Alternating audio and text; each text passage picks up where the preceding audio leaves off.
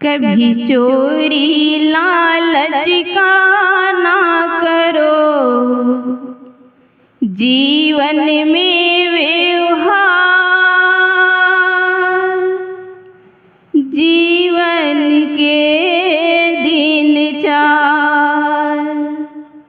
कभी चोरी लालच का ना करो, जीवन में व्यवहार, जीवन के दिन चार। संतों की वाणी है, वेदों का है ये वेद, जिस थाल में खाओ उसको करो नाछे। जो सत्य को जाना हो गया उसका बेड़ा पार, जीवन के दिन चार। मंच पर विराजमान पूजनीय संत समाज, सत्संग प्रेमी सज्जनों, भक्तिमती माताओं, आज बड़े हर्ष की बात है कि हमारे इस जलालगढ़ के परम श्रद्धेय ओम प्रकाश जी प्रत्येक वर्ष माता पिता के श्रद्धांजलि के उपलक्ष्य में रखते हैं। यह सत्संग रखना ही मानो समझ जाइए कि वह कैसा सुपुत्र है। हर माँ बाप को ऐसा सुपुत्र मिले जो माँ बाप की याद में अपने भौतिक धन का भंडारा करके अपने धन को, जन को, अपने जीवन को सफल बनाने के लिए प्रत्येक वर्ष यह कार्यक्रम रखते हैं। आइए, समय बहुत कम है, मैं एक उदाहरण पेश करना चाहती हूँ। यह जो सत्संग है ये जीवन परिवर्तन का केंद्र होता है। सत्संग से ही हम अपने जीवन को परिवर्तन कर सकते हैं। और एक ऐसा उदाहरण है जो 7 सेकंड में ही एक चोर बना राजा। एक बार एक बच्चा को बचपन से संस्कार दिया गया कि बेटा संतों के पास नहीं जाना। संत जो होते हैं हमारे जीवन जीने की जो दिनचर्या है वह सही नहीं रखता है। संत अच्छे नहीं होते हैं। और बच्चे कोमल पौधे की तरह होते हैं। जैसे कोमल पौधा जो छोटा सा पौधा होता है, टेढ़ा जाने लगता है तो उसको सीधा लकड़ी से बांध दिया जाता है तो वह सीधा जाने लगता है। इसी तरह बच्चे अगर टेढ़ा जाने लगे तो उसको सीधा किया जाता है। लेकिन वह ऐसे माता पिता जो उनको बचपन से चोरी करने का संस्कार दिया गया। बच्चा चोरी करता था, धीरे धीरे करके वह जवान हुआ। उनके पिता इस दुनिया को छोड़कर चले गए। उनके परिवार की सारी जिम्मेदारी उस बच्चे के ऊपर आ गया। वह लड़का सोचा कि हम रोज रोज क्यों चोरी करें, हम ऐसा चोरी करें जिससे हमारा जीवन इतना सुखमय से और कई वर्षों तक चल सके। अब कई वर्षों तक करने के लिए किसके जगह जाएगा? एक राज दरबार में जाने के लिए सोचा, क्योंकि राज दरबार में ही हमें मोटा माल मिल सकता है। यह सोच करके वह लड़का जाने लगा। लेकिन जाते जाते रास्ते में सत्संग हो रहा था और सत्संग के रास्ते से उसको जाना था। सोचा कि संतों के जो विचार है मेरे कानों में सुनाई न दे, इसलिए वे कान में रुई डाल लिया और रुई डाल करके उस रास्ते से जाने लगा। हड़बड़ी में कहा जाता है गड़बड़ी हो जाती है। पैर लड़खड़ाया, वह लड़का गिर गया। उस रुई को उठाने के लिए जैसे झुकता है, तभी संत की 3 वाक्य सुन लेता है। संत कथा में कह रहे थे कि जीवन में कभी झूठ नहीं बोलना चाहिए, और दूसरी बात कि जिसका हम अन्न खाते हैं, नमक खाते हैं, उनका कभी चोरी नहीं करना चाहिए। और तीसरी बात, नारी जाति को माँ, बहन और बेटी का रूप देखना चाहिए। वह लड़का रुई उठाते ही 3 वाक्य सुना और रुई कान में डाला, आगे प्रस्थान किया। राज दरबार में पहुंचा।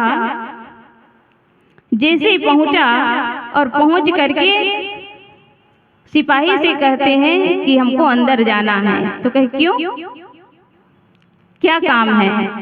वो अंदर घुसने लगा। तो तुम हो कौन? सिपाही ने कहा कि तुम कौन हो? वह लड़का कहते हैं कि मैं एक चोर हूं।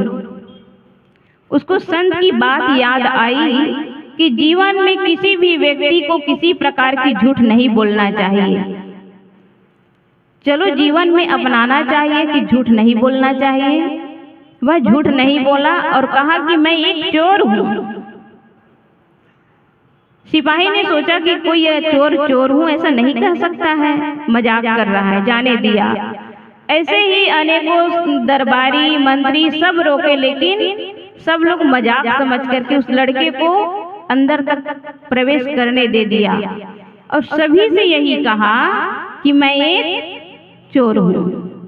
फिर भी से उसे जाने दिया। रात्रि का समय था।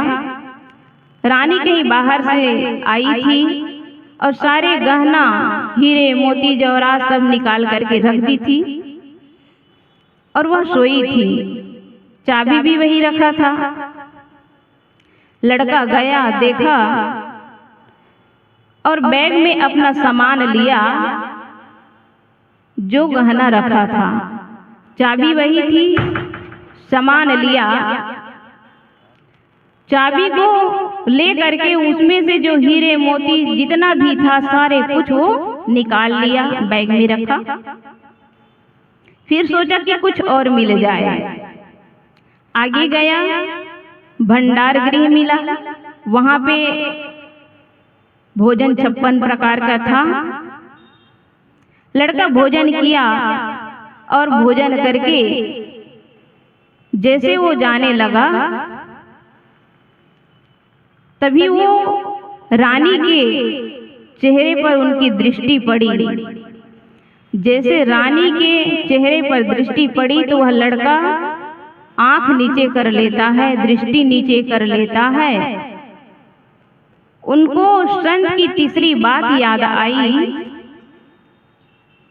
कि कभी भी जीवन में नारी जाति को कुदृष्टि नहीं देखना, माँ, बहन और बेटी का रूप देखना चाहिए। ऐसा सोचकर वह दृष्टि नीचे किया और बैग उठा करके जैसे जाने लगता है, तभी उसको याद आई कि हम जिसका नमक खाते हैं उनका कभी चोरी नहीं करना चाहिए। इतनी बात याद आई और वह बैग उठाया, उसको नीचे छोड़ दिया। जैसे छोड़ा तो आवाज आई, रानी की नींद टूट गई। नींद टूटते ही वह दरबारियों को बुलाए, लड़का को पकड़ लिया, लड़का को रखा। दूसरे दिन दरबार लगा, रानी भी बैठी। पूरे सभा में सन्नाटा था कि आज राज दरबार में चोरी हुआ है और एक लड़का का आज फांसी होने वाला है। सारे लोग वहां बैठे थे। तब राजा ने उनसे पूछा कि तुम कौन हो? लड़का भरे दरबार में कहता है कि राजन, मैं एक चोर हूं। उनके सच्चाई को, उसकी ईमानदारी को देख करके राजा को लगा, कहा आपको पता है इसका परिणाम क्या होगा? राजा ने कहा कि हाँ राजन,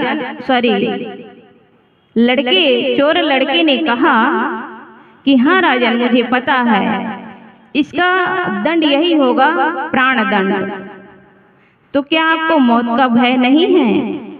तब लड़के ने कहा कि मैं जीवन में कभी साधु संतों के वाणी नहीं सुना था।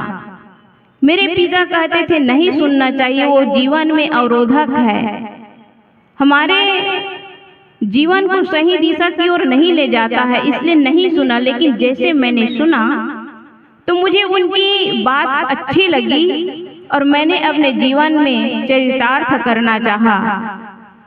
तब राजा कुछ कहते, इसके पूर्व रानी ने कहा, रानी राजा से निवेदन करती है कि राजन, हम आपसे एक निवेदन करना चाहते हैं।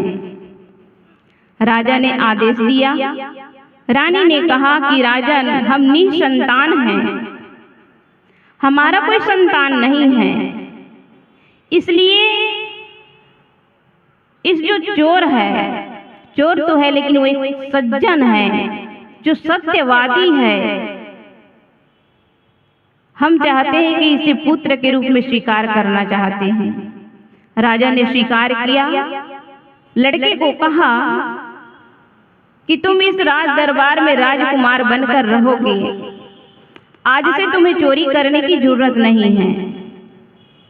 लड़के ने कहा कि राजन, मैं अकेला नहीं हूँ, मेरे माता, मेरे परिवार, मेरे भाई बहन हैं। राजा ने कहा कि सबकी व्यवस्था की जाएगी और सबको राजमहल में उनकी व्यवस्था की गई। और वह जो चोर लड़का था 7 सेकंड संत के विचार सुनते ही अपने जीवन को ऐसा परिवर्तन किया जो एक चोर से राजा बन गया। एक भजन में आया है, कभी चोरी लालच का ना करो, जीवन में व्यवहार, जीवन के दिन चार। कभी चोरी लालच का ना करो, जीवन में व्यवहार, जीवन के दिन चार।